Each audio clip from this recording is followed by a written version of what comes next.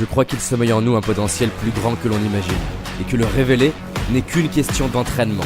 C'est pourquoi je vais à la rencontre des personnes qui réussissent, entrepreneurs, artistes, sportifs de haut niveau, pour décortiquer comment ils font et partager ce que j'apprends avec vous. Car mon but est qu'ensemble, on aille réaliser nos rêves.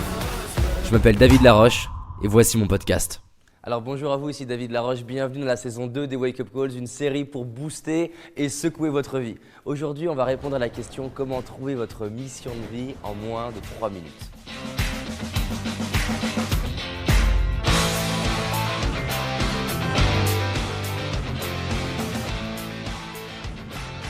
Alors déjà, c'est quoi la mission de vie? Pour moi, la mission de vie, c'est ce qui nous connecte justement à ce qui nous dépasse. C'est ce truc-là qui nous porte et qui fait qu'on est surmotivé et qu'on est prêt à se dépasser, à réaliser à peu près quoi que ce soit dans le monde. La mission de vie, ça s'explore, ça se recherche, ça s'affine au fur et à mesure de sa vie.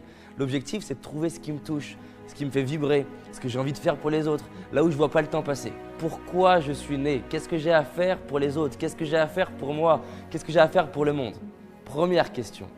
Quand vous regardez un film, que vous écoutez une musique, que vous lisez un livre, qu'est-ce qui peut générer des larmes d'inspiration? Alors on est dans une société occidentale où pleurer c'est pas bien, t'es faible. Si tu pleures et qu'il y a naturellement des choses qui sont sécrétées par tes yeux, c'est que c'est plutôt bon en fait.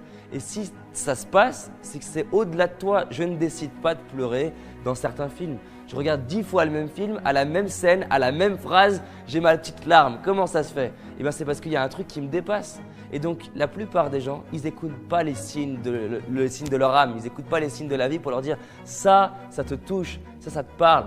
Donc notez les phrases des films, les phrases des musiques, les phrases des livres qui vous touchent et qui créent des larmes d'inspiration. Ça va vous donner un énorme signe, un énorme signal pour vous dire c'est là-bas la direction de ta mission de vie. Ma deuxième question, c'est qu'est-ce que vous aimez apporter aux autres? Si par exemple là je te dis allez, tiens, tu peux faire ce que tu veux pour les autres, qu'est-ce que tu aimerais faire? Parce que plus tu te connectes à faire des choses pour les autres, plus ça te connecte à ta mission de vie. Par exemple, ce que je vais faire pendant 2 jours, là, ici sur scène, je pourrais payer pour le faire. J'adore aider les autres à être motivés, j'adore aider les autres à se connecter à leur mission de vie, à connecter à leurs objectifs, à leurs rêves et à s'autoriser à imaginer, à designer une vie sur mesure. Et donc, j'aime le faire et j'aime davantage faire ça que plein d'autres choses. Et c'est pareil, on s'en fout d'aider, ce qui compte c'est d'aider dans ce que j'aime.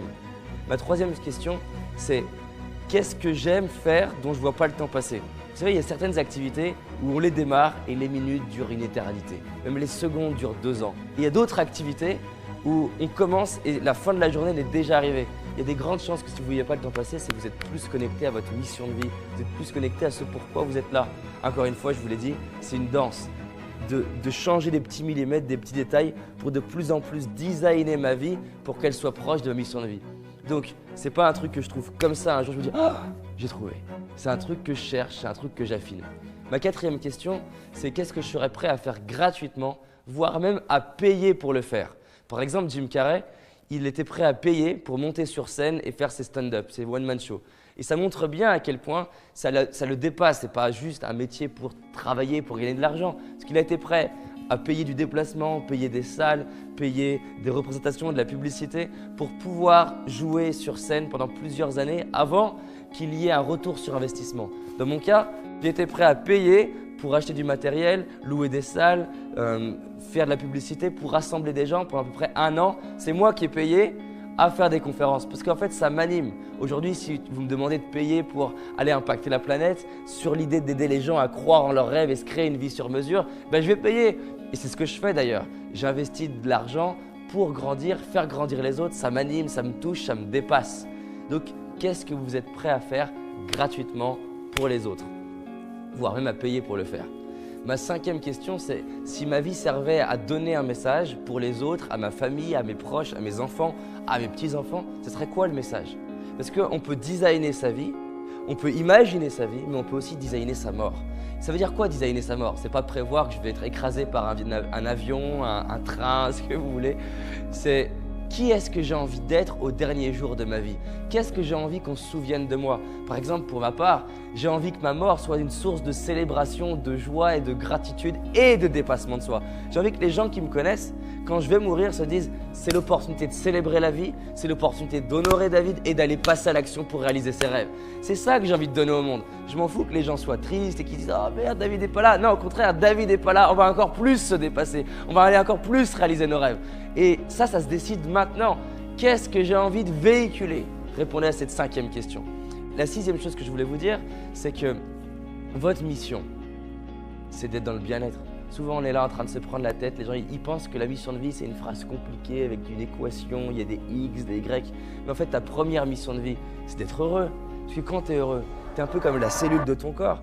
J'espère que tu as aimé ce podcast. Si c'est le cas, abonne-toi pour que je puisse te partager d'autres stratégies pour réussir tes rêves et tes projets. Laisse-moi un 5 étoiles, ça me ferait vraiment plaisir. Et si tu as envie d'aller plus loin, j'ai réalisé une vidéo qui s'appelle « Les 5 erreurs » que font la majorité d'entre nous et qui va causer l'échec de nos projets, nos rêves et notre réussite. En sachant qu'une seule de ces erreurs va t'empêcher de réussir et d'être pleinement heureux. C'est une certitude. C'est une vidéo gratuite, en tout cas pour l'instant, et pour la trouver, tape dans Google David Laroche, les 5 erreurs cadeaux. David Laroche, les 5 erreurs cadeaux. Et tu vas tomber dessus. Je te dis à très vite pour un prochain podcast et on avance ensemble.